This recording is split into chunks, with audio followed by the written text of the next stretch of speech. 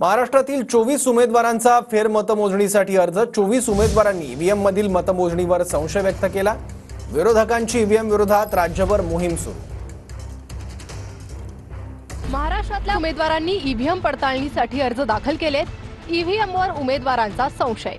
या उमेदवारांमध्ये बाळासाहेब थोरात संगमनेर काँग्रेस, रमेश बागवे पुणे कॅन्टोन्मेंट काँग्रेस, राम शिंदे कर्जत जामखेड भाजप, अभिषेक कळमकर नगर शहर शरद पवार गट, राणी लंके पारनेर शरद पवार गट, प्राजक्त तनपुरे राहुरी शरद पवार गट, संदीप वरपे कोपरगाव शरद पवार गट, सुनील भुसारा विक्रमगड शरद पवार गट, प्रशांत जगताप हडपसर शरद पवार गट, अशोक पवार शिरूर शरद पवार गट, सचिन दोडके खडकवासला शरद पवार गट, राहुल कलाटे चिंचवड शरद पवार गट, चरण वाघमारे तुमसर शरद पवार गट, फहाद अहमद अणुशक्तीनगर शरद पवार गट, कोपरी पाच पाखाडी केदार दिघे ठाकरे गट, राजन विचारे ठाणे शहर ठाकरे गट, नरेश मणेरा ओवळा माजीवाडा ठाकरे गट, दीपेश म्हात्रे डोंबिवली ठाकरे गट, एम के मडवी ऐरोली ठाकरे गट, हितेंद्र ठाकूर वसई बविया, क्षितिज ठाकूर बोईसर नालासोपारा